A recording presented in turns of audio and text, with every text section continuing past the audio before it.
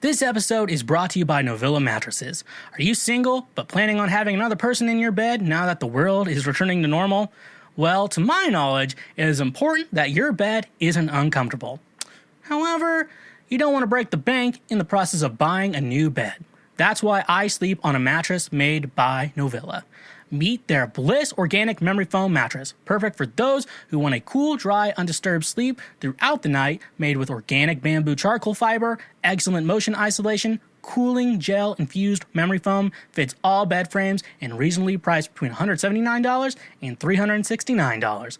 Perfect for if you want an inexpensive mattress for you, your children, or even for your guest room. Using promo code Schweezy or the link in our description, you can save 10% on any purchase through Novilla directly. Again, that's 10% off using promo code Schweezy. A reminder that when you use our links and promos, you directly support this show. What is going on, all my fellow Schwoke Lords? What is up?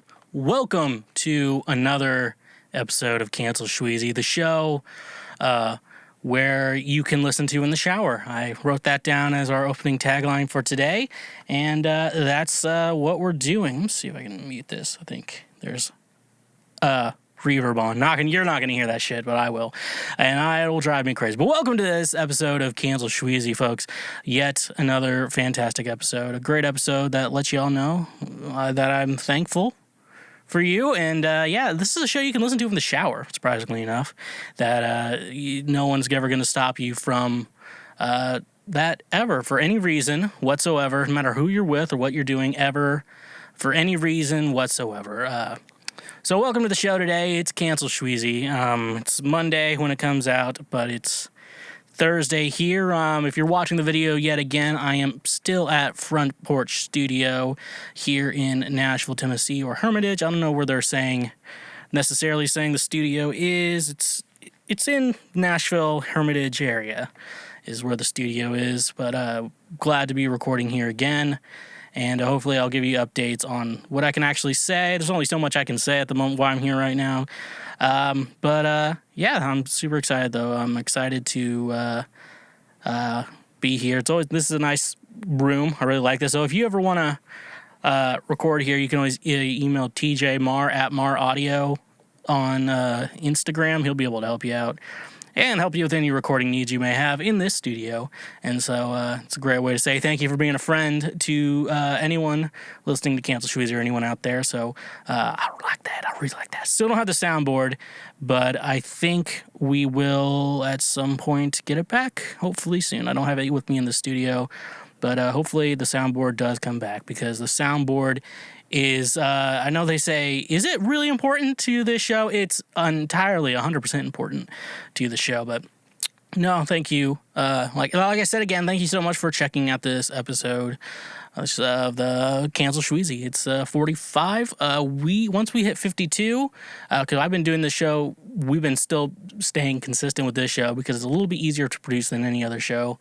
From a lot of other podcasts, because it's just me, and I edit everything, and I mix everything, and I release everything, and yada, yada, yada. This is the type of guy you're getting. So 45 right now. Once we get to 52, there's 52 weeks in a year. I haven't skipped a week. So with all of that being said, then, we will have had a whole year of Cancel Schweezy, and maybe should get special people to commemorate us on our 1-year anniversary of Cancel Schweezy, which could be really cool. I might get some special guests.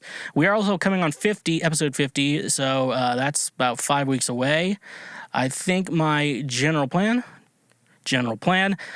may be to do a review of one of the greatest cinematic masterpieces of all time, Air Bud.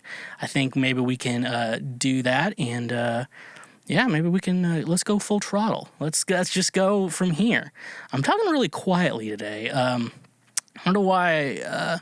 Maybe because, well, the acoustics in this room are really nice. So they really, they did a great job at the acoustic treatment in this room, which is good because they actually had a lot of necessary, or a lot of ways they can permanently put things into walls and shit like that. So that's really cool. But why I'm talking really quietly, maybe because the room's kind of quiet and I try to read the room. Of course, there's no one in the room right now as I'm recording this podcast. Well, this room is more specifically made for music mixing and performing and shit like that. And so not for necessarily for podcasting. So with all that being said, though, the room sounds great, but I am talking really quiet today, and I don't know why. But maybe I will speak up. We never know. The show is young, and yeah, the show is young, and we are young. So let's set the world on fire. We can burn brighter than the sun. Yeah, yeah. Speaking of me singing, you can go check out my music. I do have music out now. Previously, almost 2 months ago, my EP Ride or Die Volume 2 came out, and it's still out now, and still has 5 of some of the best songs I've ever released, along with the first one as well, Ride or Die Volume 1, out now. Ride or Die Volume 1 was kind of more about, like, what does Ride or Die mean? I mean, Ride or Die Volume 2 is more like about a specific someone. And, yeah, so you gotta listen to music, and I want you to interpret it your own way. I don't want to be, talking to you like, this is how you need to understand my music. You understand my music however you want to. That's up to you. You get to make that rule and make that decision for yourself. And in the meantime, I will just play it. And so go check that out. You can also follow me on all social media. It's at TheSchweezy everywhere, even TikTok. I've been posting a lot on TikTok lately. I want you to go follow me over there. That's a great way for saying thank you for being a friend, because with a great way to say thank you for being a friend, TikTok is where I post, and I post highlights of the show as well. I got like the access to 3-minute videos, which is annoying in most circumstances, but in regards to like posting podcast clips, I really like it. So with that being said, go follow me on TikTok everywhere, or on Instagram, and especially Instagram, because if you do want me to talk about something on the show, minus emailing theschweezy@gmail.com, you can also as well hit me up. I'm going to scoot back this a little bit. You can also hit me up at on Instagram. You just send me a DM. I can always, I will go over every single thing that happens on Instagram. How am I gonna put my iPad's right there? Okay, I think that's gonna work out. So yeah, go follow me there. If you want to financially support the show, though, we do have a Patreon page where basically it's just a great way to say thank you for being a friend, help us, me and everything else, keep doing what we're doing, help financially support this show. And I think I may need to update the Patreon page, but it's not just like podcast supporting. It actually does support me as a person, because this is a one-man operation at the moment. We got sponsors and stuff like that. But yeah, the Patreon is a great way up front to say thank you for being a friend. You can also, we do have sponsors at the show. If one thing you don't know is how the sponsors work is I get paid when you buy something using our links or promos and shit like that. So using that, so say you like one of our sponsors, just go ahead and you make sure you use our links and everything for it. That way, when you use that, it helps the show financially too. And, something you're already going to buy, just use our codes, and then you get to help daddy out.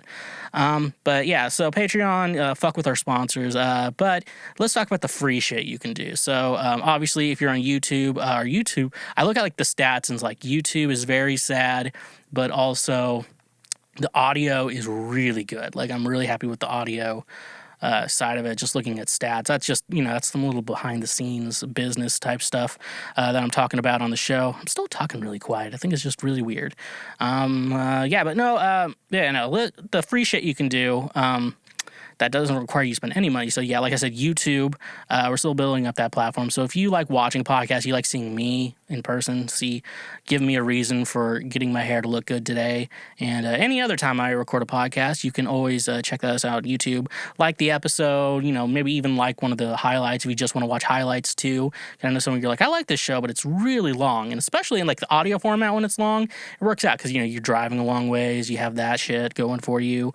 But, not necessarily when you're watching something, you're sitting at home, like, I just want to see the best of the best. And I was doing each individual segment, but now I'm just doing like, we go over 4 news articles every week, and now I'm just doing like, I'll upload 2 of the news articles, but they're both separated and stuff like that. It's helping with the TikTok, helping with everything too. So, like those videos, leave a comment, subscribe. Obviously on YouTube is a great way to say thank you for being a friend. If we can get the numbers up a lot, that can also help me financially support the show, get more monetization money and stuff like that. So that's a great way to say thank you for being a friend. However, though, I know a lot of you are audio people. So obviously, if you're listening to the show for the first time, make sure you hit that subscribe button, like the show. I know on Apple, you got to leave a review. That's another great way to say thank you for being a friend, and something that I will always cherish from now and forever if you do that, because reviews really help the show. It's not something that's super sexy or cool, but it does help the show. It just helps the platform know, hey, people are fucking around with this show.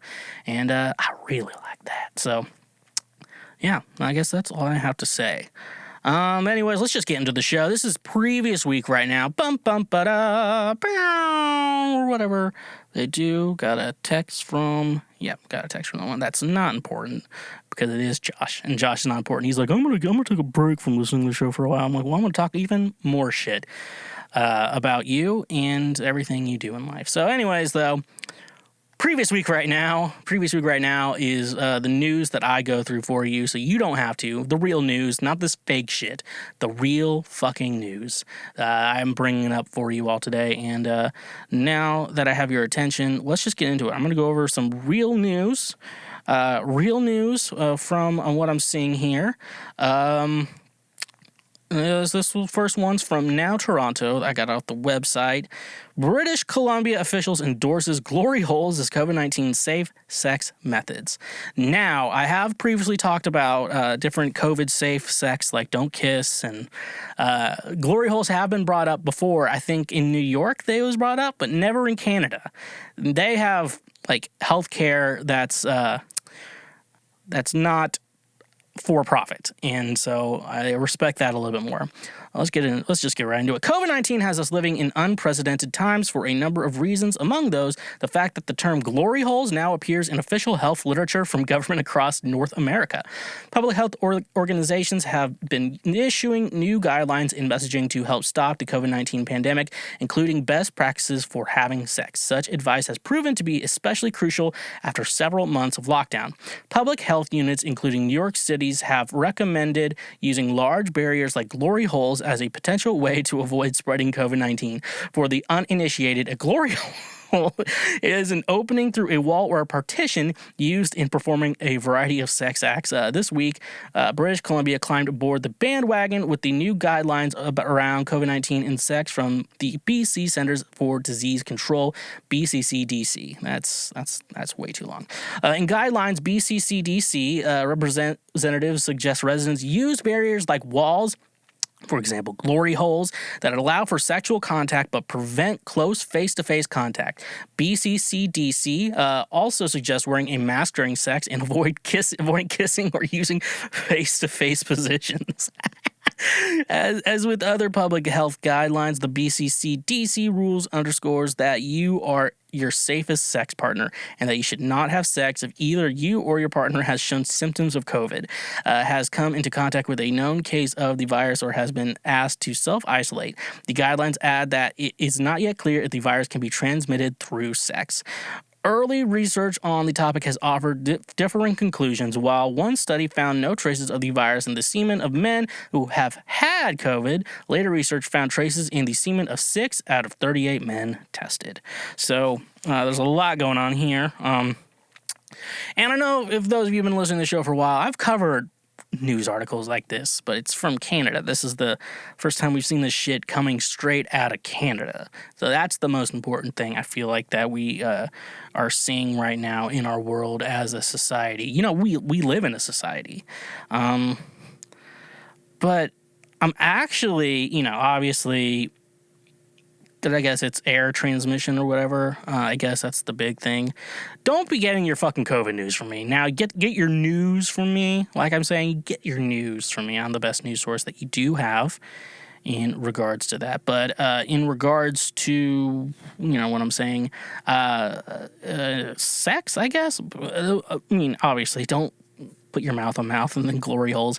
I just recently watched me and my friend, because the guy from Whitest Kids You Know just passed away, and so we were watching a bunch of Whitest Kids You Know, and they had a whole glory hole skit. He's like, that's the beauty of a glory hole. You don't know, it can be a man or a woman on the other side. You don't know. It's just the mystery of it all.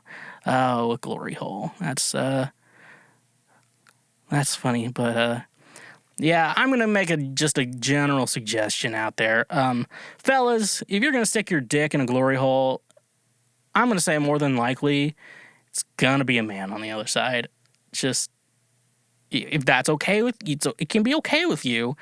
I'm just saying, if you're gonna get your penis licked or sucked and you feel a mustache, if that's gonna be a problem for you, may I suggest probably not using a glory hole. That's probably gonna be the best solution for you out there.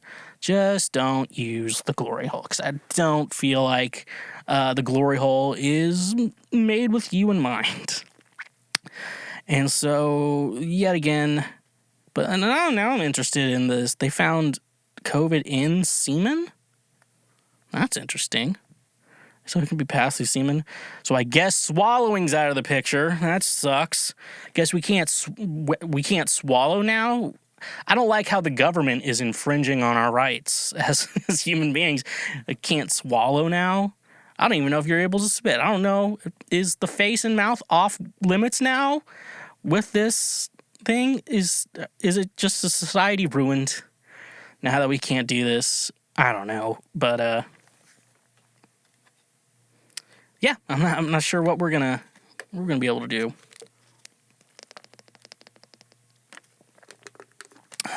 So let's just move on to our next one. Okay, so if you paid attention to last week's episode, we did talk about how Jake Gyllenhaal, Mila Kunis, Ashton Kutcher, Dax Shepard,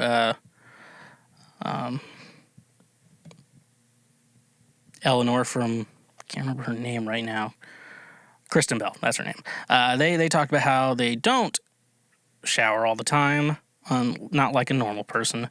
And I just flipped that. And how much can I just scoot this keyboard? This will be fine. Yeah, okay, there we go. So, yeah, so we got more news. This is like a continuation from last time. Oh, thank God, The Rock and Chris Evans both bathed. This is straight out of AV Club. Pretty fun website. Encouraging news today as we learn that both the people's elbow and America's ass are getting properly washed of late. This despite a recent trend of famous people, notably Jake Gyllenhaal, Ashton Kutcher, Mila Kunis, Dax Shepard, and Kristen Bell, and probably others we haven't noticed because we're not trapped in a room with them right now, talking proudly and foregoing the practice of daily bathing.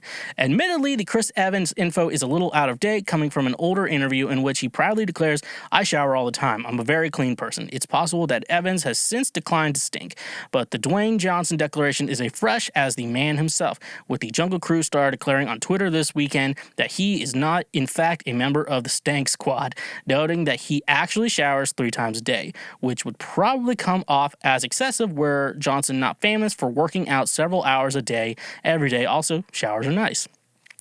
This puts Johnson in firm opposition to Gyllenhaal, who was the latest famous to declare his loyalties to his own funk this weekend. More and more, I find bathing to be less necessary at times, Gyllenhaal recently told Vanity Fair. I do believe because Elvis Costello is wonderful that good manners and bad breath get you nowhere. So I do that, but I do also think that there's a whole world of not bathing that is also really helpful for skin maintenance, and we naturally clean ourselves.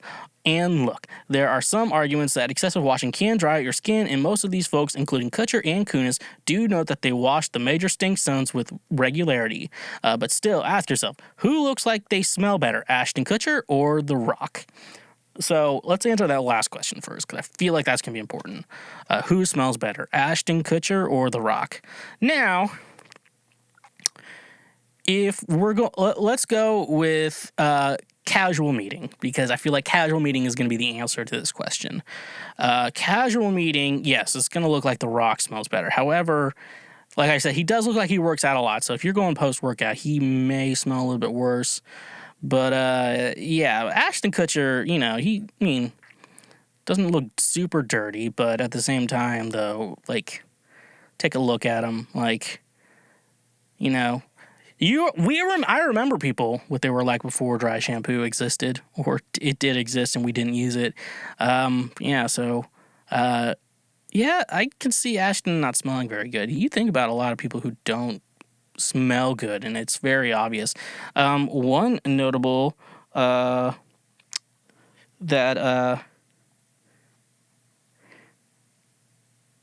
I'm just getting comments on everything. Why is my light? Okay. One of my, yeah, so, yeah, Ashton Kutcher does look like he stinks. But regardless, though, when I'll say that, I think I need to text my friend Steve back.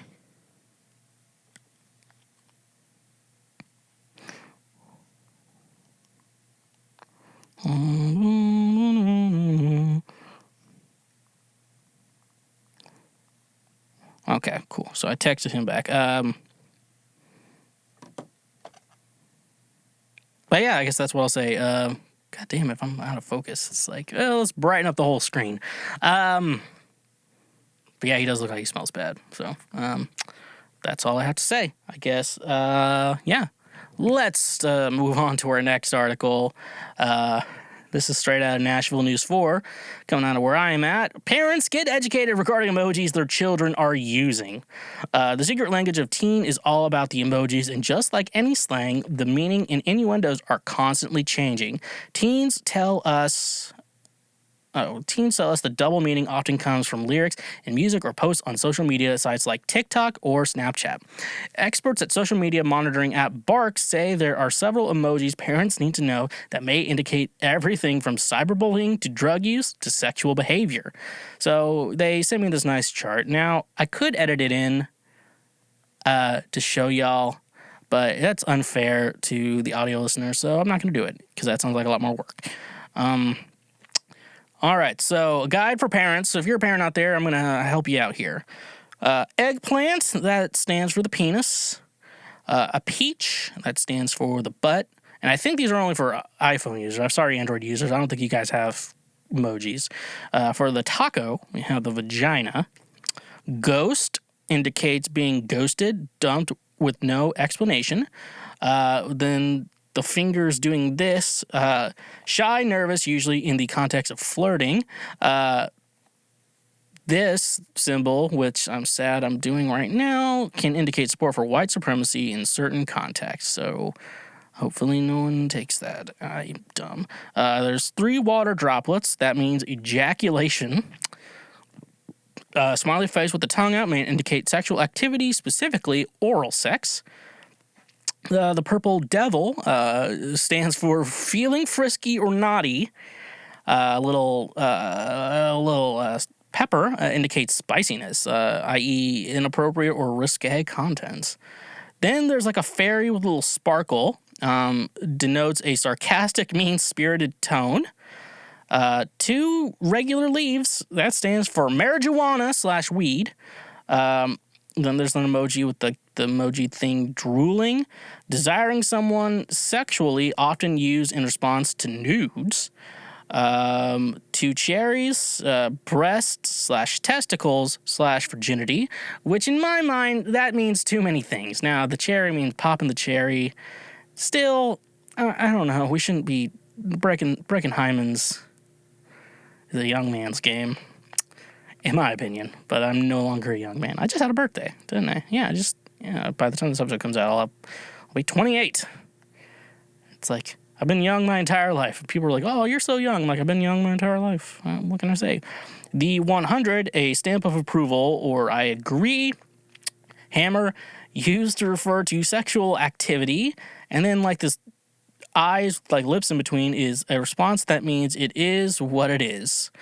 Chief Parenting Officer Titania Jordan says, while it's important for parents to be educated on the latest trends, it's also about being connected with your children. It's not feasible for you to stay on top of every little thing and be able to decipher everything that we're doing.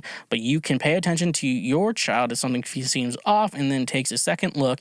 If something doesn't make sense, trust your gut, says Jordan. Jordan also offers these tips for parents to keep an eye on potentially dangerous behavior. Utilize the free but in monitors and filters on your child's phone and internet browsers. Join the Parenting in the Tech World Facebook group to keep up with trends. Utilize a mobile device management app like Bark to help keep an eye on your child's digital use and help you decide if you need to have deeper conversations about issues like cyberbullying, sexual activity, or drug use. So, going through all those emojis and looking at everything, there's I don't have a kid. And so I'm probably not going to be the best person. However, a lot of these emojis, I'm also not that into sexting, I guess. Is sexting more... Because sexting existed when I was a kid, but let's say, like, by the time people actually got iPhones and then Android started coming around, I was almost basically out of high school. Oh, I think right when it started, I was ending high school. So, and those weren't like smartphones sucked ass. But I'm just like looking at everything here. It's like cherries as breasts, testicles, or virginity. I don't know how I would bring any of these up. And if you're ghosted, you're not going to send the ghost emoji. That makes you look desperate. But then we get to the idea, though, like parents, how much did you monitor your kids? And it's like, you want to protect your kids, obviously. But at the same time, I think about myself as a kid, and I'm like, would I want my parents seeing this shit? Absolutely fucking not. So there's a little yin and yang. It's like, don't shelter your kids too much, but also don't let them get groomed by an older man. That's a good life lesson going on here. Let's go to our last article of the evening. O.J. Simpson refuses to visit Los Angeles because he's afraid he'll end up sitting next to whoever did it. No, really. It's from Yahoo. Orenthal James Simpson, who foolishly spent almost 9 years in prison for a litany of offenses after miraculously beating a murder charge, is afraid not of the boogeyman or raisins in his potato salad, but of crossing paths with the sadistic murderer who killed his ex-wife, Nicole Brown Simpson, back in 1994. Perhaps you've heard of it. It was kind of a big deal. During a recent interview with The Athletic, the Buffalo Bills great discussed his legacy both on and off the football field, as well as his status as number 41 on the Athletics list of the 100 best players in NFL history, and admitted that much like Timberlands, he doesn't exactly feel comfortable in Los Angeles. I have trouble with LA. The "if I did it" author said, people may think this is self-serving, but I might be sitting next to whoever did it. I really don't know who did this. I think I have an idea, but okay, OJ. After being acquitted of the murders of Nicole Brown Simpson and Ron Goldman in 1995, the Juice lost a subsequent civil suit that deemed him liable for both deaths and responsible for a $33.5 million judgment. Yet despite this fact, the Pro Football Hall of Famer insists that the real killer is off somewhere munching on tuna tataki at Nobu. I figured eventually somebody would confess to something, Simpson told The Athletic. I had one suspect I told my lawyers to look at. I still think he might be involved, but I can't talk about it. Right. For those curious, Simpson has since relocated to Las Vegas after being released on parole in 2017, and if you think surviving the trial of the century would impair his ability to still enjoy the finer things in life, you're sadly mistaken. I'm going to read that right. How many Americans even today wouldn't like to live my life? How many Americans even today wouldn't like to live my life? He said, I don't work. I play golf 4 or 5 days a week. I go out to dinner a couple nights and with friends. People want to buy me drinks. I'm always taking pictures of the people. Ladies, hug me. He added, people truly care for me. You don't know who truly cares about you until you've gone through some serious stuff. And I've gone through some serious stuff. The media won't say it, but that is my life. I'm living a good life now. If only Ron Goldman and Nicole Brown Simpson could say the same. So, a lot of things. Does Las Vegas not have mirrors? Are there no mirrors in Las Vegas, folks? Because the only thing he has to do to avoid running into their murderer is to not look in a mirror. So, apparently that. And also, I bet there's some legal stuff going on in California still, making the reasoning why he doesn't go to LA. That's probably something in mind that is keeping him from LA. That being said, though, I still like how he's keeping it up with I didn't do it instead of just not talking about it. Because if I was him, I would just shut the fuck up. Because I think that's the only thing he can really do at this point. He's just got to coast for the rest of his life, see how much CTE damage his brain has gone through. And then after that, we can go home. And be like, we know he did that. And then I guess people are commenting, DNA doesn't lie, OJ. And I was like, right before that, anyone trusted DNA evidence and shit like that. So, if he did it now, you would have been caught. And here's his DNA. And that's the way it is. Yeah. Look at you. You were able to get your hands on a PlayStation 5 or an Xbox Series X. Look at how lucky you are. But you don't have any games to play with it. Congratulations. You played yourself. Well, what if I told you that you could play games for a fraction of the new game price? Well, today's sponsor, Gamefly, is here to help you out. You probably already know that Gamefly is the best video game rental service out there. Let's be real. There's some games you're going to keep forever, which for me are Super Smash Bros. Ultimate and Zelda Breath of the Wild. Most games out there, you're only going to play once, then never pick up again. I know. I bought some games that are now just taking up space on a shelf, which sucks. That's where Gamefly comes in perfectly, because Gamefly literally is the best video game rental service out there. You can keep the games as long as you want, and when you're done, you just send it back and then get your next game in the mail very quickly, like 2 days. And if you end up loving the game you rented, you can even keep the purchase from Gamefly and pay a used game price, which is a great price. Using our link in the description today, get your first 2 months of Gamefly for only $10. So start playing new games using the link in our description. And remember, when you use our links, you directly support this show. Look at you, you fat piece of shit. Hashtag pray for Micah. Looks like you haven't moved a muscle in the last year. Why not try and lose some extra weight and work towards a healthy lifestyle? To do that, though, you are going to need some fitness supplements to get the most out of your workout. That's where today's sponsor, FNX Fitness, comes in handy. Losing weight? Gaining muscle? Or do you need the energy to do a workout in the first place? That's where FNX Fitness comes in. FNX Fitness is committed to creating innovative supplements of the highest quality that provide focus for a productive morning, energy to thrive all day, performance supplements to reach new goals, unique sleep and recovery formulas to support any sport, and healthy supplements to support an active lifestyle for years to come. I also really enjoy their clothing line that makes you look good while you work out as well.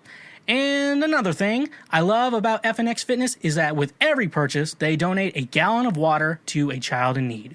Start working out smarter, not harder, by using the link in our description today. You can save 15% on your purchase, so go save 15% on some of the best supplements out there when using the link in our description. And remember, when you use our links, you directly support this show. All right, folks, so it's time to scrape the bottom of the barrel once again. I've done this like 3 weeks in a row, but folks, I'm telling you right now, it's been a little hectic, and this is an easy segment for me to do before I have any other shit to say. And so, with that being said, though, yeah, let's just get right into it, as Philip DeFranco would say on his show or during sex. So this article, I know a lot of people like it when I talk about music, so I decided I'm going to talk about music this week. 22 songs you'll never listen to the same way again after reading this post. Now, I have done similar things, but BuzzFeed does shit like this all the time and just regurgitates content. And if they can do it, why can't I? And I guess it's raining outside, so my hair feels weird. And all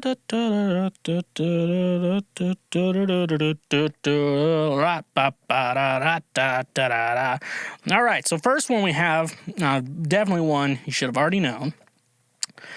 Hey Ya by Outkast. So the lyrics in question, so why are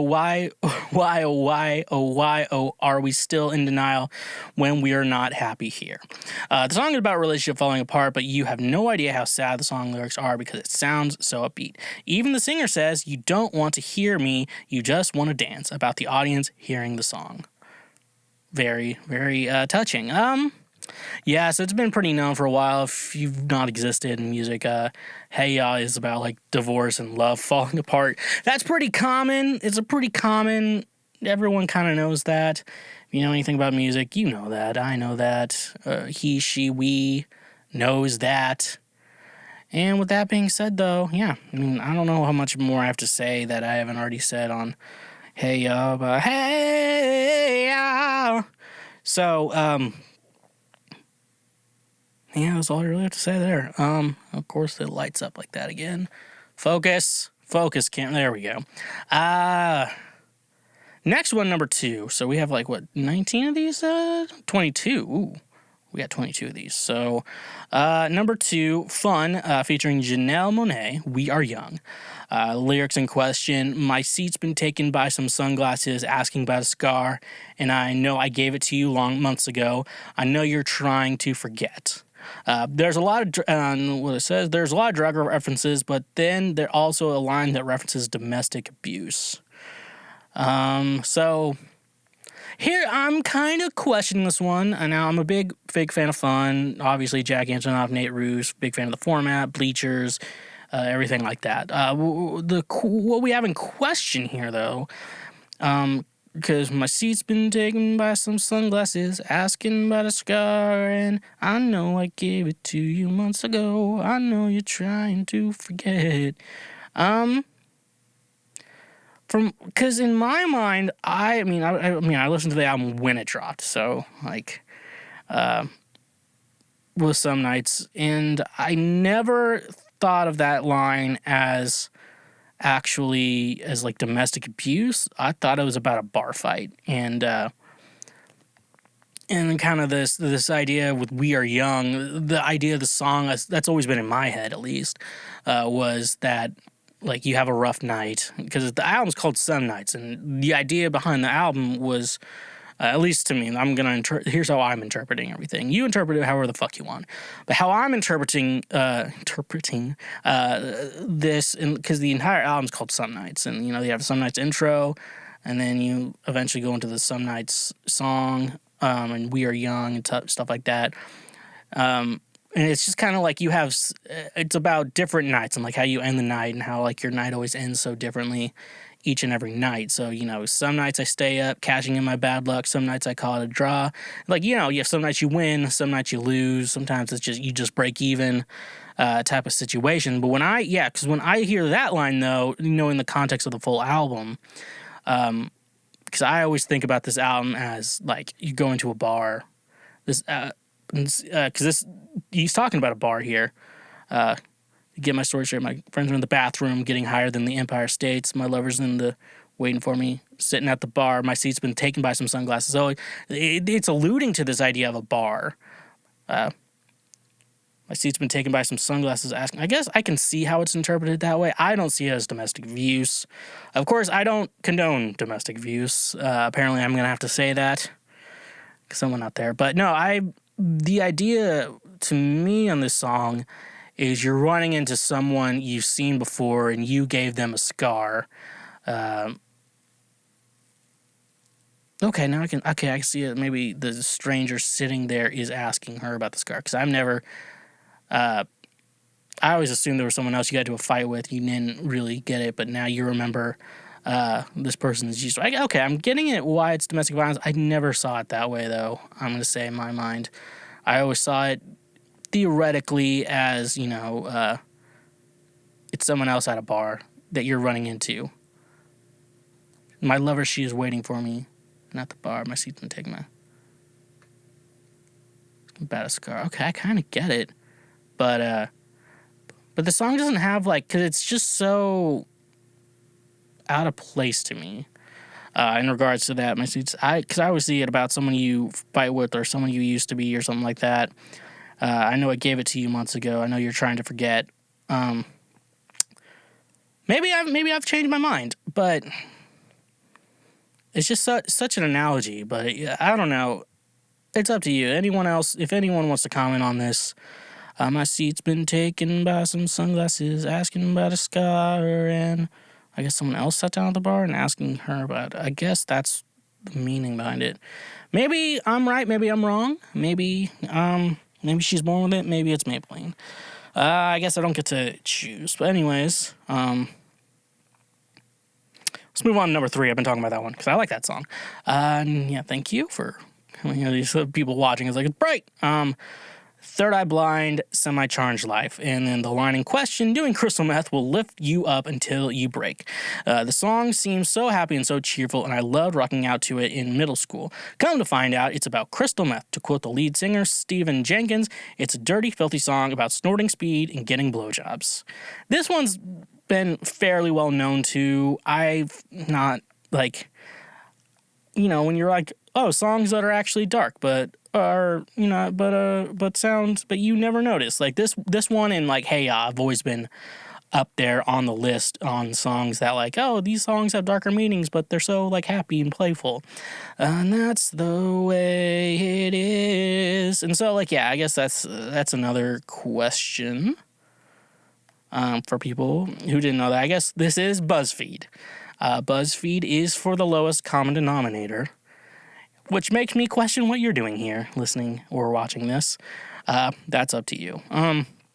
Anyways, yeah, so that one's pretty well known, the songs, but the chorus is like do do do do do do do do do do. It's so fun. Like you can still like use that chorus in like commercials and shit. That's what's really cool with the song.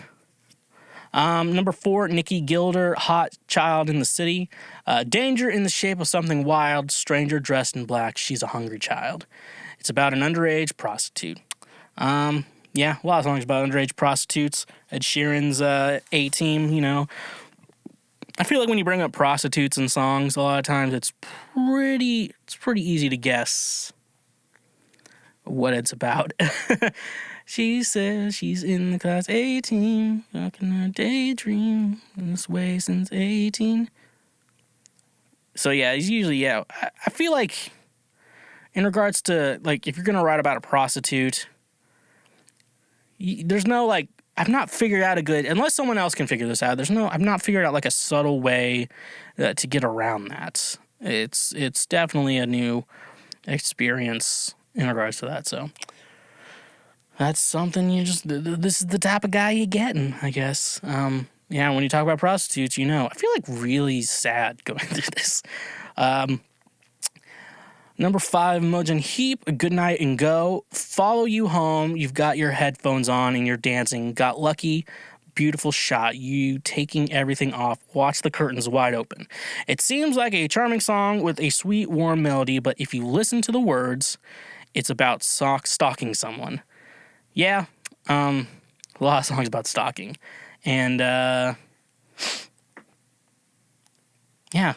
It's always weird when, like, a woman writes about stalking, because I guess, you know, every breath you take is, every breath you take, every bond you break, and you pay every man you take, I'll be watching you. Can't believe that song's popular. Anyways, yeah, Imogen Heap, I don't know. Not a lot of these I'm wanting to argue. I've only wanted to argue with, like, one of these so far. Yet again, though, we'll keep moving on and shit like that. Number 6, Dexy's Midnight Runners, Come On Eileen. So, yeah, so the lyric in question, you in that dress, my thoughts I confess, verge on dirty, come on Eileen. Oh, I swear what I mean, for this moment we were meant to be. I love the song when I was young, but then I grew up and listened to the lyrics. It's basically about a guy trying to talk a woman into sleeping with him by saying creepy things that thinly veiled by nice words. Maybe even an older dude trying to trick a newly legal woman. Super catchy, and maybe I read into it wrong, but it seems so skeevy. So, yeah, I guess, this is one I've never really thought of. Come on, Eileen. Oh, because I've never really paid too much attention to the verse. Come on, Eileen. Oh, I swear what I mean. From this moment, we were meant to be. Because I guess meant to. Okay, so it just sounds like a love song in the chorus. That's the part I guess I would pay attention to most while listening to it, but I guess I never noticed the whole like, hey, I'm trying to convince you to have sex with me type of situation. I guess I never noticed that, but now that I'm thinking about it, I see it. I think they want to have, Dexy's Midnight Runner was trying to have sex with a woman named Eileen. So come on, Eileen. Come on, Eileen. Come on, Eileen. Don't be stingy. Come on, Eileen. Don't be stingy. I'm just gonna suck it dry, Mark. Okay. Number 7, Uncle Cracker, Follow Me. I like this song. I'm not worried about the ring you wear, because as long as no one knows, then nobody can care. It's about cheating and hiding it from the other partner. It's actually labeled as explicit. Not worried about the ring you wear. Nobody cares. All on me and everything is alright. I'll be the one to tuck you in at night. 'Cause if you wanna leave, I can guarantee you won't find nobody else like me. This is one of those, where like the chorus doesn't really give you the full meaning of the song, but it gets to it because the choruses, I guess, are the most catchy part of the song. And when you write a chorus, obviously, like I have, you want the chorus to stand out, and that's the part you want stuck in someone's head, and that's on repeat, and that's why you listen to a song over and over and over again. That's kind of how pop music has always kind of been. You just want to write that thing that's going to be stuck in your head, and you want people to have it stuck in your head, and from now and forever, always. But yeah, never really, I don't care about the ring you wear. So I guess he doesn't care if you're married or not. I guess he wants to be with you. But I guess the song is about cheating. Never really thought about it, but yeah. This song is about cheating.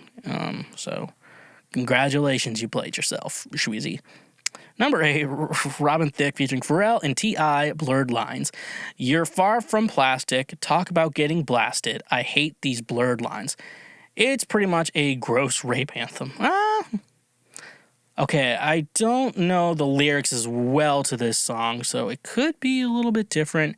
However, though, thinking about it, as I would, because it has that, but the blurred lines, I don't want to say it's a rape anthem. Maybe like lines of consent. Maybe the blurred lines of consent, I guess, is it. But I'm not gonna act like it's I'm not gonna act like this is wrong. But I could see it interpreted another way. Okay, this could be interpreted in a completely different way that I don't know about. So that's, I guess, blurred lines could be, I guess it could be a rape anthem. You could see it that way. You could see it another way. I don't want to argue about that song. That's not a song I'm going to defend of anything or what it wants to be. Basically, I want to have sex with you type song. Number 9, the Red Jumpsuit Apparatus, Face Down. Do you feel like a man when you push her around? Do you feel better now as she falls to the ground? This emo classic actually has you scream singing about domestic violence. That's one that people, if you didn't know that song was about domestic violence, you're not that smart. You're not necessarily a intelligent human being. Like, face down in the dirt, she said, this doesn't... How other way can you even hear the song? This song is so obviously about domestic violence. I like the song. It's a good song, questionable whether you do or don't like Red Jumpsuit Apparatus. That's up to you. Honestly, I don't care about your feelings. But anyways, though, with this song, you're pretty fucking stupid if you didn't really notice the song is about domestic violence. Just saying. The focus on this today, on this camera, I'm sorry. Number 10, Tracy Chapman's Fast Car. You got a fast car, and I got a job that pays all our bills. You stay out drinking late at the bars, see more your friends than you do your kids. The lyrics are a lot sadder than you'd think. The song tells the story of a girl who's stuck in a town taking care of her deadbeat father, then escapes the town with a young man to start a better life. But then, while she gets a job and raises their children, he turns out just like her father and drinks his life away. This song, obviously, I knew the song was about it, but, like, you kind of have to really with this song, though. I remember you got a fast, you just hear, you got a fast car, na, na, na, and then you don't really, remember we were driving in your car, and then like that chorus is very catchy, and it's a very hopeful chorus. I had a feeling that I belong, like that. But no, if you actually kind of look at it, you kind of have to sit down, look at the lyrics, study it a little bit. And yeah, it's just like it's a lot like poetry, and in the sense with this song, a lot of what it's like, where like she, has the deadbeat father, and then she tries so hard to not have that life anymore, only to end up in the same situation, with her, I guess, I'm going to say baby daddy in the situation. It's a very interesting story, and it's very, I don't know, there's a lot of things you can justify in it. Do you just always go back to the same thing? There's a lot of like studying you can do in the song, and like this idea of just how the human psyche works, and like then you have that idea is like, oh, you like men want someone who's like their mother, women want someone who's like their father, and she ended up with someone like her father, and that's a whole psyche mess that you could get into. But no, it's a great song. Like Tracy Chapman's Fast Car, just an instant classic song. It's hard to say that song's bad. You may not like her voice and shit like that, but that's a good song. Like, a good song is a good song. You can't fight it.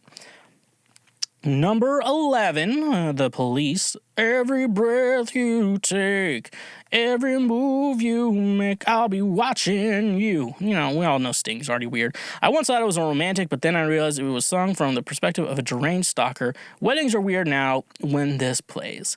So I don't know with, Sting and the writers, all of that, who, I think, Sting is the writer on. I remember we talked about it in like a music business class where a P. Diddy sampled this song, and like, since he wrote the lyrics to it, he got all the royalties, but like with the P. Diddy sample, a lot of it was the guitar, but Sting didn't write the guitar part. It's very, very, very interesting music business type of situation. But yeah, I wonder, so here's the thing though, when I hear it though, when Sting wrote the song, was it his intentions to be stalkering, or was it more like, I'm going to be watching you, and or like, and when he talked about watching you, he's like, I'm going to love you or whatever. That's the thing though, because like, yeah, you listen to it wholesale, every breath you take, every bond you break, everything you take, I'll be watching you.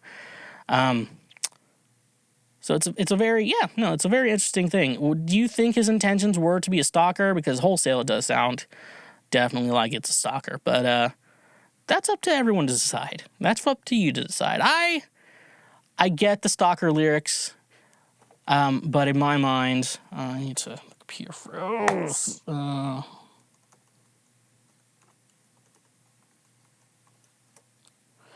Still recording though, so yeah, but no, in my mind though, yeah, I feel like it's supposed to be, can I listen to that?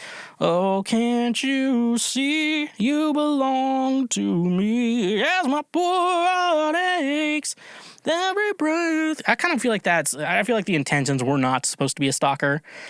But then again, I've been wrong before, but I'm not usually wrong. Number 12, Rupert Holmes' Escape, the Pina Colada song. I didn't think about my lady. I know that sounds kind of mean, but me and my old lady had fallen into the same old dull routine. So I wrote to the paper, took out a personal ad, and though I'm nobody's poet, I thought it wasn't half bad. Basically, the whole song is about how both parties are super bored and unhappy in their relationship, so they both attempt to cheat, and when their date ends up being the person they were trying to cheat on, they think it's funny and stay together. So, I mean, obviously, chorus is a great, if you like pina coladas, getting caught in the rain, it's just a very catchy chorus. So, like, obviously, take the chorus, it's just fun. And then, like, you listen to the lyrics and the verses are telling the story, obviously, about, well, you're from the man's perspective about how he just wanted to cheat on his wife, puts out an ad in the newspaper. This song must be pretty old. This song's old. And then, like, he ends up meeting someone to cheat on his wife with, but it turned out to be his wife. I mean, I don't know how much of the song was meant to be, like, a serious thing. However, though, it's just fun. I feel like this is just a fun song. But don't cheat, people. It's not a cool thing to do. Okay? Don't cheat. Don't cheat. I know just what you're thinking. Don't be so. Don't take the Pina Colada song seriously, folks. That's just my advice to you today. Number 13, Hanson's bop bop ba doo bop shoo bop ba doo bop. It sounds like so the lyrics in question: you have so many relationships in this life, only one or two will last. You go through all this pain and strife, then you turn your back and they're gone so fast. Wait, that's the actual lyrics of the song? I guess I never paid attention. It sounds like a fun, catchy song, but if you read the lyrics, you find out it's actually about how time eventually takes everyone away from us until we all inevitably end up alone. Cheery. I guess I never really paid attention to the lyrics in Mbop. I guess that's just maybe I have not spent my mental energy to talk about Mbop by Hanson, but maybe I should have. Maybe I should have tried a little bit more. Maybe I should try. Maybe I should have tried. I don't know. But apparently it's a little bit darker than I thought. When you see a bunch of blonde-haired kids singing, you never know what you're looking at. Britney Spears, If You Sink Amy. That's the lyric in question. Say what you want about me, but all of the boys and all the girls are begging to if you seek Amy. Not dark exactly, but darkly sexual. She's singing about how guys and girls are begging to have sex with her. I love this song as a child, but I learned the real meaning when I was 12, and it changed me forever. 7-year-old me thought it was just a fun song about Amy's friend trying to find her at a party. So, yeah, I think we may have talked this on a previous Scrape in the Bottom of the Barrel. But nevertheless, though, yeah, this one's pretty obvious. I don't really have much to say on it. Yeah, for me, I don't really have much to say. Moving on, because I don't really care. The Knack, My Sharona. Lyric in question: never gonna stop, give it up, such a dirty mind, I always get it up for the touch of the younger kind. It seems friendly enough, so friendly the administration at my elementary school used it to blast it during our weekly outdoor lunch days. The most disturbing line is, I always get it up from the touch of the younger kind. The song is essentially this guy begging poor Sharona to sleep with him, and all I want to know is, how old is she? I did not know that. We're learning things. This is a learning podcast, apparently. We're gonna stop, give it up, such a dirty mind, I always get it up for the touch of the younger kind. So we're gonna have to give them the benefit of the doubt that Sharona is above the age, queen above 18. We're gonna have to give that fact a thing. We can't just be assuming she's underage. Maybe this guy, let's say this guy's 30, and this girl is 20. And he's like, I've always been into young, like when they're a little bit younger. Some guys are like that. Not saying it's a little creepy, but, Leonardo DiCaprio, still cool to me. And he hasn't got canceled yet. So, I guess that's that. But anyways, though, don't go out with underage people. Okay, let's just keep it there. Okay? Number 16, Eminem featuring Rihanna, Love the Way You Lie. If she ever tries to fucking leave again, I'm gonna tie her to the bed and set the house on fire. It's about an extremely violent and dysfunctional relationship with a straight-up death threat in towards the end.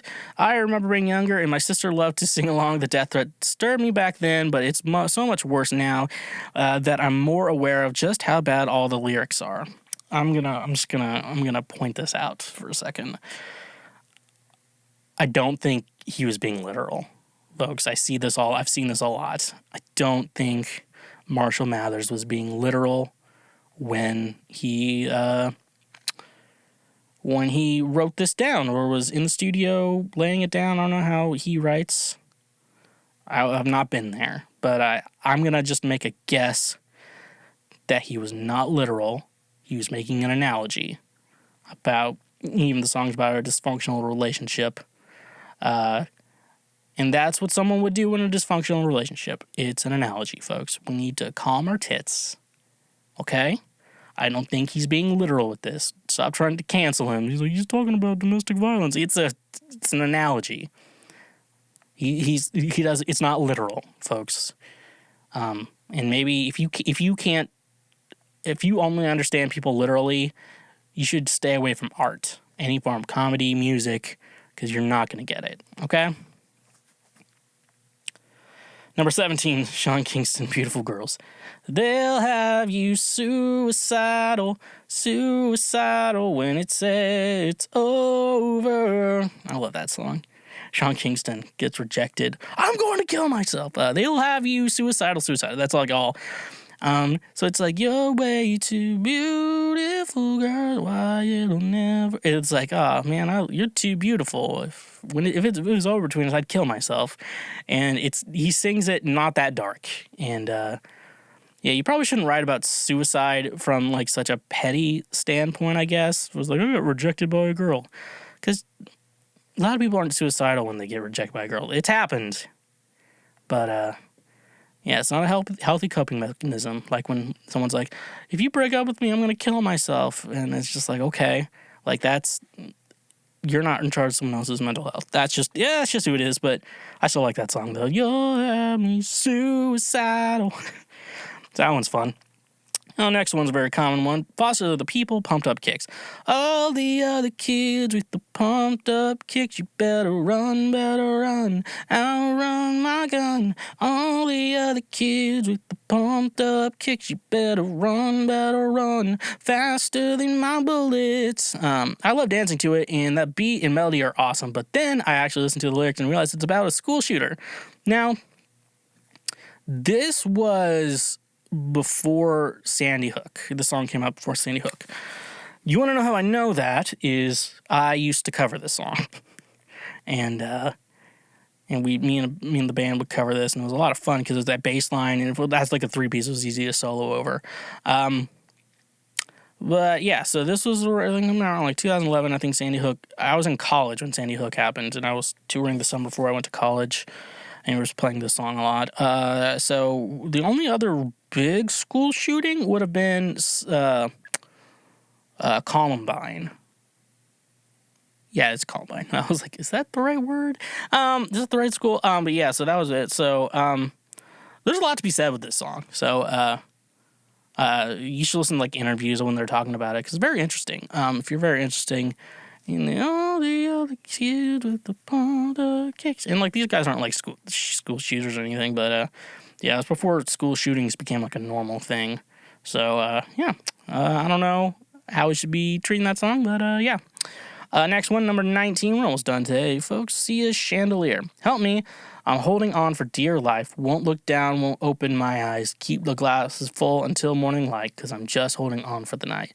This is about what Sia's typical night out was like, and her fear of getting sober and dealing with her life, which is very cool. Sia does have a lot of deep stuff going on here. But yeah, that's something I learned pretty early on. I'm like, oh, this song's about drinking. So it's really cool. This song is incredibly hard to sing. If you are a singer and try to sing the song, it's incredibly difficult to sing. Doesn't care what key you transpose it into. It is incredibly hard to sing. And yeah, so if I would actually suggest, yeah, if you want to, everyone who didn't know that should give that song another listen. And yeah, you really hear, I'm gonna swing from a chandelier, from a chandelier. It's just like that catchy chorus, but like you won't get the gist of the song from the chorus. It's just one of those cool songs, one of those cool ass songs. Number 20, James Blunt's Beautiful. Yeah, she caught my eye as we walked on by. She could see from my face that I was fucking high. People who think it's a romantic song definitely need to look at the lyrics. In an article James Blunt said, it's not this soft romantic fucking song. It's about a guy who's high as a fucking kite on drugs in the subway, stalking someone else's girlfriend when that guy is there in front of him, and he should be locked up or put in prison for being some kind of perv. See, I get that if you really think about it. But I like to pretend that this song is not about that. That's how I like to interpret it, even though I know it's wrong. You're beautiful. You're Beautiful, it's true. Because the chorus is what he's talking about, the soft romantic fucking song. Like, that's the chorus is that. That is the chorus, but then, you know, the lyrics are very different. So I think, you know, people pay so much more attention to choruses. If that's anything we've learned going through this today, is that it is different from, like, that. You just, like, the chorus can be so much different from what the meaning of the song is. And, yeah, my Sharona. Do. So, yeah, so people believe whatever the fuck you want in songs. That's the lesson. And the chorus doesn't always make the song good or clean or nice. All right, we got two more left. Number 21, 1975, Ugh. Now, this is a band I really enjoy, so let's go here. I know your lungs need filling since your gums have lost their feeling, but don't say you're giving it up again. So it's about Matthew Healy's addiction to cocaine and how he tried to quit several times but failed. So yeah, this is kind of like you have to know the 1975 in the first place, but yeah, so it was like the first two albums he was very heavily on drugs, and it was just, you know, just a way to numb and sedate himself, and talks about that a lot on I Like It When You Sleep Because You're So Beautiful Yet So Unaware of It. He talks about that a lot, how he's like on drugs and stuff like that. And then the next album, what's the fuck is it called? Not Notes on a Conditional Form. That's the one that came out after that. I can't believe I'm blanking on it right now, because I actually really like that album. A Brief Inquiry into Online Relationships. I knew it was online relationships. But yeah, and then that one's about, like, he went to rehab and got sober, so he writes a lot about that as well. So, I mean, if you don't know the 1975, you would not know that about the lyrics. But if you do know about the 1975, you're definitely going to know about that. So that's, like, unavoidable if you do know who the 1975 is. So, yeah. Last but not least, Mike Posner's I Took a Pill in Ibiza. But you don't want to be high like me. Never really knowing why like me. You don't ever want to step off that roller coaster, be alone. I remember when it came out and everyone was obsessed with it. While it's a good song to listen to, it sounds cool. If you actually listen to the words, it's so depressing. Yeah, it's about, like, him feeling like he's a washed up, because he had his hit Cooler Than You, Cooler Than Me, or whatever. I can't remember what it's called. Cooler Than Me. I think it's Cooler Than Me. And then, like, so he's, like, felt like a one-hit wonder type of situation. And then, like, you know, he had to go through that. And, like, we go to his hometown or whatever. And then you hear people, it's like, oh, this guy who got famous off one song. And you feel like a failure, even though you were, like, you could be a one-hit wonder, but you were still successful. Like, that's the thing though, with him. I've heard him talk about it. It's very interesting. And then he opens up, and obviously, so, like, you know, so that's like good thing, is like you feeling washed up. It's just a feeling I have as a songwriter, even though I never had a one-hit wonder, but I feel what he's feeling. I just get it. I get it. I don't know if you would get it necessarily, but yeah. And then he also starts off with I took a pill in Ibiza to show Avicii I was cool, and obviously Avicii's been gone now, and then you hear him singing about it now. It's like, no, Avicii's gone, and your life, and it's a lot about, like, life moving forward and stuff like that. It's kind of a song for artists necessarily, I'd say. I took a pill in Ibiza to show Avicii I was cool. And then he's like, you don't want to be like me, you know, and he feels like a failure even though he has been successful. It's a very interesting song, folks. So if you're into that and you're an artist too, something really cool. So that's it for this list of things. But yeah, no, I think I learned a lot. You probably could too. It's very, yeah, I guess that's the way it is. We live in a society. In our current society, actually having to physically walk into a liquor store should be a thing of the past. That's why I get all my booze from Drizly. Drizly gets all your favorite beer, seltzer, wine, whiskey, and much more delivered directly to your home. With their easy-to-use mobile app, we are getting one step closer to never leaving our homes. You know, it's saying something when it is being praised as the Amazon for liquor.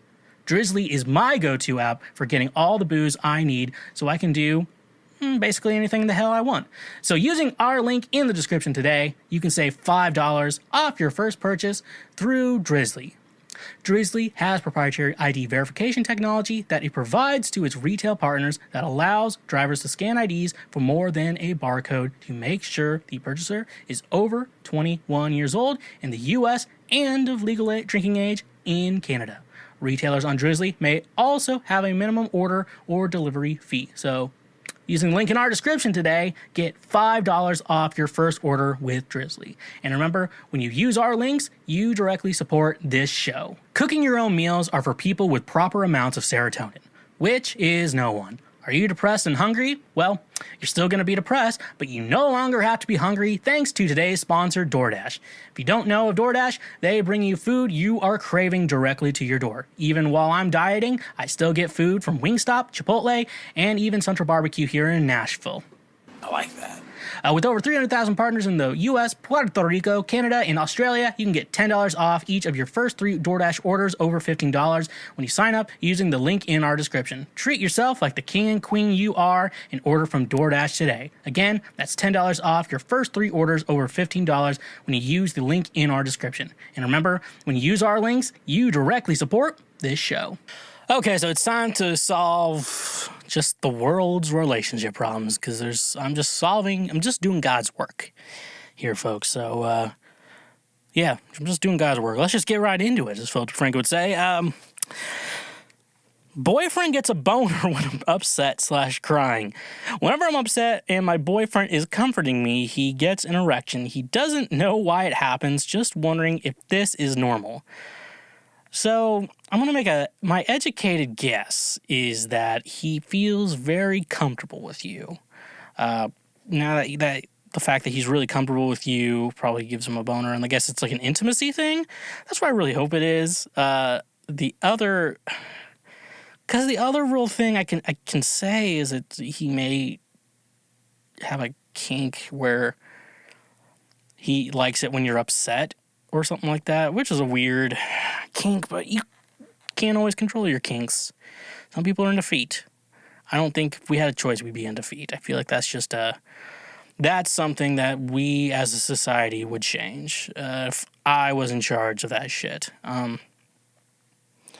Regardless, though, so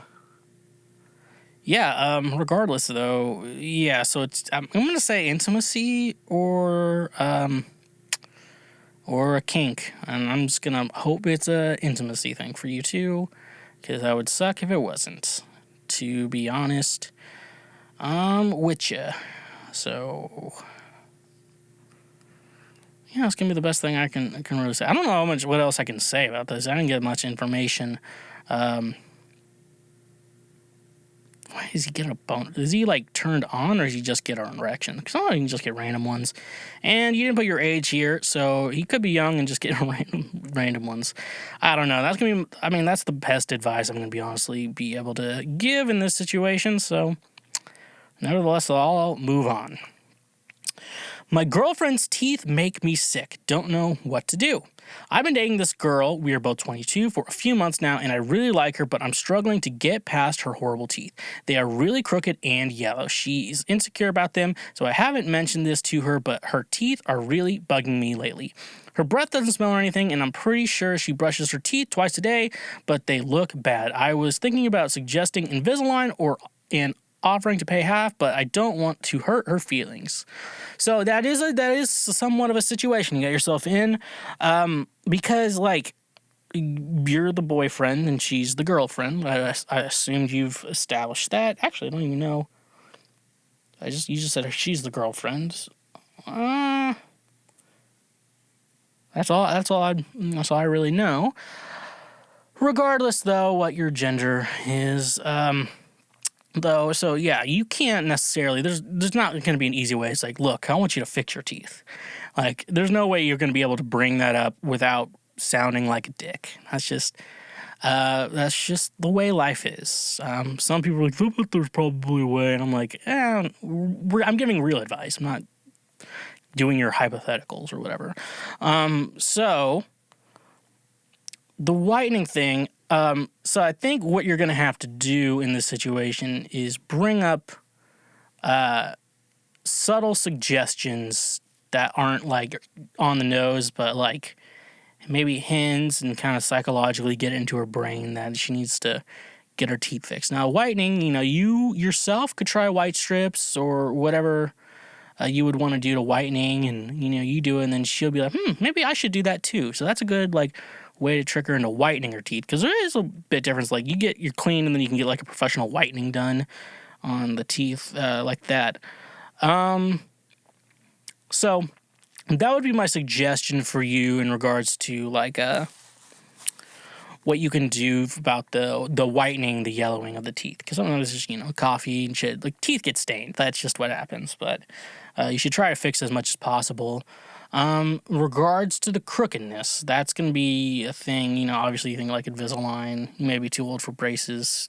To be a working professional with braces is kind of weird. Only thing you can really do is get her to bring up, maybe she wants to fix something about her teeth or something like that. I want to fix my teeth or something like that. Maybe somehow get it so she brings it up and they'd be like, yeah, I would fully support you, getting your teeth straightened. If you need money help, I can help you with the Invisalign, get Invisalign or Smile Direct Club, stuff like that. You could just bring Candid too. I think that's a one. So you just, you can be like, hey, I'd help you out with that. Yeah. If you want to feel comfortable, if you want to be more comfortable in your body and fixing your teeth would do that, I'd be more than happy to help. So you kind of have to turn it so she brings it up and then you be fully supportive of hey, I'm going to help you out, fix it and everything. That's what you should do. So that's the best way to do it. But yeah, there's going to be no easy way for you to be directly on the nose. I would really like it if you fix your teeth, because that's just going to piss her off, to be honest. I've watched enough Everybody Loves Raymond to know that would be a bad idea. So do not do that shit. And nevertheless, though, yeah, after that, it's just your life is a little bit better. Better than it could ever be. Because then she has fixed teeth, and that's a good life investment, too. Just, teeth are something, a lot of people would say teeth are something you should go into debt for, just because bad teeth say so much. And you go to dentist offices, I remember seeing pictures of stuff like that. It's you notice someone with a little pepper or whatever in their teeth, smiling, before you know someone with 6 fingers on a hand and other things like that. It's a smile first. A smile is something good to invest in, and yeah, it's gonna be something that you gotta make her bring up and be like, I'm fully supportive of you. I want you to feel comfortable in your body, and then. Yeah, that's the only way you can do it. So maybe make some subtle hints, maybe suggestions, get it in her mind, and then she'll bring it up to you. So that's something you can do. Let's move on to our next one. I don't know if the guy I really like sees me as a friend. So the situation is like this. We've been friends for quite a few months, and I really can't tell if he likes me or not. He always wants to know how I'm doing, is eager to meet my family and friends, gets along with me 100%. The feeling is unreal, and we always end up sleeping and cuddling together. This happens because we usually go out together. He comes where I am, and he ends up in my place, and we just spend the night together after a few cuddles, and also continues in the morning or even for the full weekend. A few weeks ago, I was quite down because I didn't have the money to go to Madrid for a trip. I was planning with my friends. He actually gifted me the train ticket to go there for a few days on those dates. Also, another day, I told him I was feeling down, and he made a 50-minute walk just to come see me, even though he already had plans with his family and arrived quite late. However, I've been seeing a fuck buddy this last few months just for hookups. He obviously doesn't like this guy, and I actually plan on stop seeing him, but he always asks me how things are going with this guy and how I'm feeling. Also, he seemed quite relieved when I told him I plan on leaving this guy. Last time we were together, we made out in bed, and I told him we should have sex. However, the cleaning lady was in the room next door, and he didn't think it was a good idea. What has got me thinking if he really likes me or doesn't, it's the fact that he told me he sees me as a friend and we shouldn't hook up. What do you think about this? Should I continue to try or should I stop? I actually really like him and think we would make such good partners. Thank you very much, XX. So I'm going to make an honest, so he's happy. So one thing I would say in regards to men, for some reason women think men are super complicated. We're not that complicated human beings. Basically, we want to eat, we want to fuck, and we want to sleep. That's basically the 3 tenets of being a man. And basically everything a man does is to get to all 3. Why do we work jobs that we possibly hate but make a lot of money? So you will want to fuck us. And when we fuck, after we nut, sometimes we get tired and we can sleep. And we have money for food. I mean, it's just our motivations in life. So for men, though, so obviously those. But also, if a man really likes you, what he shows it in actions a lot more than words or anything like that. So if he's just showing you, is like, ask him to do something you know he would not like doing. And if he does it for you, that means he loves you and likes you and shit like that. So, yeah, it sounds like he's doing that shit. He's also very happy you stopped hooking up with your friends with benefits. That's a good sign, too, that he likes you. And you wanted to have sex with him, and he said, no, we shouldn't hook up. I think he's doing that so he does not get his feelings hurt if you don't like him. So what I'll think here on my end, you yourself are probably not giving very good hints as to if you like him or not. So you are going to have to put a little bit more effort in. He's probably just going to keep himself a little bit guarded. That's what men do. We keep ourselves a little bit guarded. And when women are like, why don't men cry? It's because, like, if we do, then you see us as weak and you don't like us anymore, then we get extra hurt. So men usually will keep their guard up in situations like that until they know it's safe to put their guard down. And that's the way it is. Situations like that. So, basically, I do believe he likes you. But basically, he wants to know if you're ready to commit, if you're a ride or die. Volume 2 out now, wherever you stream your music, obviously. So that's just something you need to check out as well. Just, mainly I would just say you're going to have to be a little bit more obvious with him and stuff like that. And if you really want to be with him, like, if you just show that honesty to him, he'll be ride or die. Obviously out now wherever you stream your music by Schweezy. So yeah, just be don't try to do this whole, I gave you a hint and you didn't get it. Men aren't going to notice that. Just be direct with them. Don't play games, because playing games, I just turned 28 and I don't deal with games anymore. I'm like, oh, you want to play games? No, I'm not into this. Bye, bitch. Anyways, next question. Friend keeps asking me to be gross around him. Okay, this is silly, but I'm honestly a bit lost. My male friend and I, female, are both in our 30s and have been friends for a few years, but gotten closer recently. When we're on the phone, he tends to belch, sometimes fart, not excessively, maybe once or twice a month, and I laugh. I'm not made of stone. Farts are funny as long as they're not in my face. Oh, you're normal. But he wonders why I don't do it as well. I told him, well, I'm not offended by this at all. I just don't feel comfortable doing that yet. And he explains that it took literal years, maybe around 7, to get comfortable around our mutual friend, also another guy. He honestly seemed jealous. Like, I don't get it. Why on earth would I care so much about hearing me belch or fart? He brings it up kind of frequently. So he's gross, and it does sound like you have a little bit of grossness in you too. So luckily you're a cool chick, and I will call you not like a cool chick, but like you're pretty cool. I think he just wants you to feel comfortable around him, and that's the whole situation. I think that's all he really wants. And for me, like, there's some guys who are like, oh, I don't want a woman to fart around me. That's so gross. Me, I'm just like, you do it too. Like, I don't care. Obviously, in the situations, like, don't do it on my face. And, like, in the right times and shit like that. There's appropriate times, like fart and burp and shit like that. Like burping during a podcast. But, yeah, in this situation, from what it sounds like, yeah, he just wants you to be comfortable around him. Because, yeah, if I'm with a girl, I'm like, I expect you to fart and burp around me. I'm not expecting you to hide that from me. Like, mainly because I'm not going to do it either. And I can't expect someone else to do something I'm not going to do myself. It's shit like that. Like I saw this meme. It's just like, I would never date a girl with cellulite. Bro, I don't care what cell phone plan she's on. Or something like that. I don't even know what cellulite is, and I'm guaranteed if I see cellulite, I'm probably not going to care. That's who it is. So, yeah, he's probably just wants you to feel comfortable around him, and he's nervous that you're uncomfortable around him and shit like that. That's all it is. I don't think you should overthink it too much, because the more you overthink it, the more it's going to get worse. So, yeah, just don't overthink shit like that, and at the end of the day, you can be better friends. So Next question. Can you hook up with braces?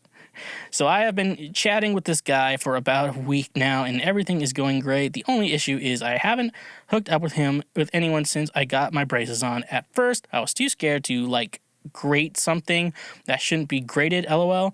But I'm just wondering, is it possible? I just feel like they'd be the elephant in the room, if you get me. I'm not even sure if kissing normally is possible, let alone anything else. I've been holding off on it for a year now and was planning to wait until February when I get them off. But this guy and I have hit it off so well, I don't know if could be I'll wait until February, sorry. I keep putting it off because I'm not sure what I could actually do without hurting him. So is it possible anyone with experience with this type of having advice warnings? He also knows I have them, if that helps. Haha. Okay, so I've never had braces. Only thing wrong with my teeth, I've basically top teeth are straight, bottom teeth are straight. I think one's slightly crooked, but it's not ruining my smile or anything. I've had other teeth problems. I have a baby tooth right here still in my mouth. That's why sometimes you see me smile, it looks like it's slanting. That's why I should have a baby tooth. And the adult tooth got stuck in my gums, right here, near my chin. And so basically I was just basically my idea was I'm leaving it. I'm not removing it. Sounds like a lot of work. But then I had to get wisdom teeth surgery, which I got it before I even had pain. So tell me that. And I hated afterwards because you're just so hungry all the time. But anyway, so they're already removing that. So they're like, we can just remove the fifth one while we're there. And I'm like, all right. Because I knew eventually the wisdom teeth would hurt like a bitch. But no, so yeah, I have a baby tooth in my mouth still. And they said, if it falls out, then they'll put a fake one in there. So I'm not too worried about that. But I guess why it hasn't fallen out, those you're probably wondering. I guess the teeth by it squished in to keep it from falling out, and it is weird how it's not falling out or anything. It is kind of interesting. Anyways, though, so yeah, I've never had braces. Long story short, I've never had braces. However, it is possible to kiss with braces. I think I dated a girl in high school. She didn't have braces oh yeah, she did have braces when we kissed, and that wasn't a big deal. She had a retainer too. She had a retainer for a long time too. And that never really got in the way of anything. I'm going to give you, from my experience, no, it's not going to hurt. You don't really kiss with your teeth anyways. Not really much teeth getting involved. If you're kissing correctly, I think you're probably just young. There's not a lot of teeth in regards to kissing. And then someone's going to be like, I use my teeth when I kiss. And I'll be like, good for you. I don't. And, I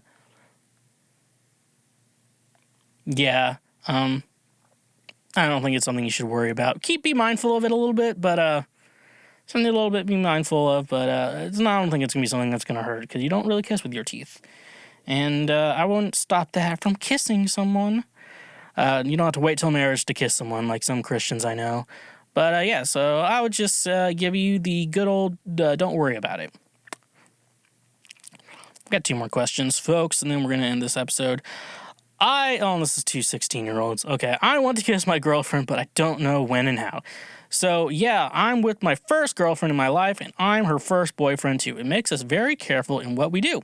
Even though we've only been together for 3 weeks, we hug in crazy amounts, and I really want to kiss her, but I don't know how or when. I practically do not know how to kiss and how to please her. I am also afraid of her reaction, even though I can see that we both care about our relationship. I really need help. Finally, I don't want to ask her directly if I can kiss her. Obviously, yeah, asking her kind of ruins the mood. Buddy, so you're 16, so this is adorable. You're 16 and worry about your first kiss with this girl. Well, first of all, what I'm going to tell you is you're just going to have to get the timing right. That's going to be one thing. Just don't do it out of nowhere. Maybe a goodbye will be a good way to do this. Basically, easiest thing you can do is you just kind of have to go for it. Also, we gotta put down be respectful about it, too. You just can't be trying to kiss every girl you want, but obviously it seems like you two are in a relationship. I'm gonna be honest, maybe just find a good moment and then just go for it. I'm gonna guarantee that she's not gonna have a problem with it either. So, dude, I remember when I was a kid, I kissed a girl when I was like, I think 12 was when I kissed my first girl. It was in the parking lot of my middle school. So romantic. And I remember closing my eyes doing it, and I was like, I don't even think my tongue didn't go in her mouth, folks. I was 12. I don't think I really understood too much about that. It was just like lips on lips and shit like that. But it was like held there for a while, shit like that. Adorable me.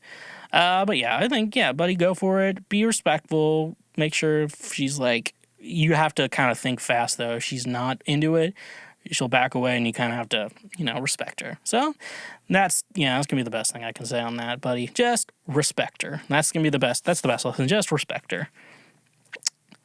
Last question of the day. It's been 2 years since he broke up with me, and I'm still not over him. We were together for about 6 months until he broke up with me. It was clear he wasn't interested in me after the breakup and didn't even want to be friends with me after breaking up. He doesn't believe exes can be friends. The breakup was fine, no drama, no contact. It was a clean break. I don't keep track of him, and I know he most likely doesn't keep track of me either. We are both... Oh, my computer, God.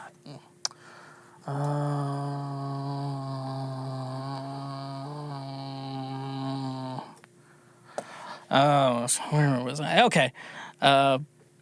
Broke up, it was tied down, it was perfectly sudden, everything was fine. Before that, perfect even. I have enough respect for him to give him that freedom he deserves. The problem is, it's been 2 years of no contact, and he's still on my mind every day. I don't know how to get over him. It's been like this for a while. It's not just a moment of weakness I'm having. I really do miss him. I've dated other people. I have a very successful life. I've made so many friends with those 2 years. I have everything I want, but I cannot, for the life of me, understand why I can't let him go. Even in other relationships, I still think about him. It's like in the back of my mind, I continue to live my life, but I live it with the thoughts he'll be there in the future. I don't think he's ever be interested in rekindling the relationship, and I'm content with that. I also am not sure I'd ever want to be together again with someone who didn't want me the first time. Have you ever dealt with this? How do you move on? So I have dealt with this, but there's a couple things here I want to think about first. The first one I want to say, I think there's something, I'm not saying it's him or anything, there's something that keeps making you think about him. There's something there that's like making him come back up again, up and down, up and down, up and down, that is going on in your mind. And so that's kind of a thought. There's something going on that makes you keep thinking about him. So good question. There's something about him that that's in your mind. That he keeps coming up in your head over and over again. So that's something. So once you kind of may have to just do some deep thinking, think about what that is, and kind of stop it. Like the no contact, I do agree with no contact in a relationship. Like, look, with relationships, unless you have a child together, there's no reason you need to be talking to your exes. Like it's plain and simple. I like what point do they have in your life now? Like we're friends, but like. All my friends, I don't want to fuck. I don't want to fuck all my friends. Like, even if you're not together, it's like, I still kind of want to fuck. At one point, you were like, I want to fuck, and then shit like that. Also, so yeah, there's something like that. So there's also, he's living rent-free in your mind. So that's another thing here. Let's go with that idea. He's living rent-free in your mind. Evict him from your mind. So... maybe sometimes if he just keeps coming back in your mind, you probably had that. There's a reason he's in there. Maybe do what I do. Gain an extra voice in your head and just be like, stop thinking about him. He's not that good. Think about why you don't like him and shit like that. A great way to just tell him, shut the fuck up, That's something too. Other thing, last thing I kind of do want to say with this is there's some form of like closure you need. With him that you never got real proper closure. Like you said, it was a clean break, but there's some sort of closure you didn't get in regards to the relationship. And since you don't have that closure, that's why it's just gonna be in your mind because it was a clean break, but you felt like on your end you didn't get to end it the way you wanted to and everything like that. So like that. And then there's also, there's the idea that he broke up with you, so, like, it's always different when you get broken up with vice versa. It's just, it's just the way it is sometimes. And so you don't always but mainly the thoughts I would say that you have is there's something keeping you coming back to him in your mind. Not physically, because I guess you are still no contact. There's something making you come back, and whether it's something you're not posting about, which is fine. You're like, this is fucking the internet. You don't need to post your whole life on the internet. Or it's closure, or there's the way you think about him in your mind. He's living rent-free in there. Yeah, I would just say it's something, and maybe I really do think probably most likely thinking out loud, it's probably closure. You probably just need closure in regards to this situation, and that way you may have to stop thinking about him. So I think that's that. And with all that being said, thank you so much for listening to this episode of Cancel Schweezy 45 up in here. I want to thank Front Porch Studios for letting me record in here yet again, giving me a good time for a long time. So hopefully more updates on my life coming soon. But yeah, thank you so much for checking out this episode of Cancel Schweezy. If you have any questions, comments, or concerns, you can always email the shwedcast@gmail.com. Along with hitting me up on all social media at TheSchweezy, everywhere, TikTok, Instagram, Facebook, Twitter, anywhere that you're on social media, I'm there. And you can always just go follow me, chat with me, message me. I'm always posting updates on everything there. And and then also go check out my music under Schweezy. Ride or Die Volume 2 has been out for almost 2 months now. And I just turned 28. It was my 20th birthday. And it's a great way, to be like, hey, you know what I'm going to do for his 20th birthday? I'm going to stream Ride or Die Volume 2 nonstop. Because that's a great way for saying thank you for being a friend. Obviously, you can go support us financially on Patreon. It's a great way to say, really the best way to say thank you for being a friend. But you know what? At least do that free shit. You can always, if you're on YouTube, like, subscribe, check out the highlights, leave comments. Always a great way to interact. And just interact with me. Interact with Daddy. But if you're audio only, obviously subscribe on your preferred audio platform. And leave a review, like the show. Follow me everywhere. Everywhere you get your podcast. So, that being said, that's how I'm ending the episode today. Honk if you love butt drugs, and stay awesome.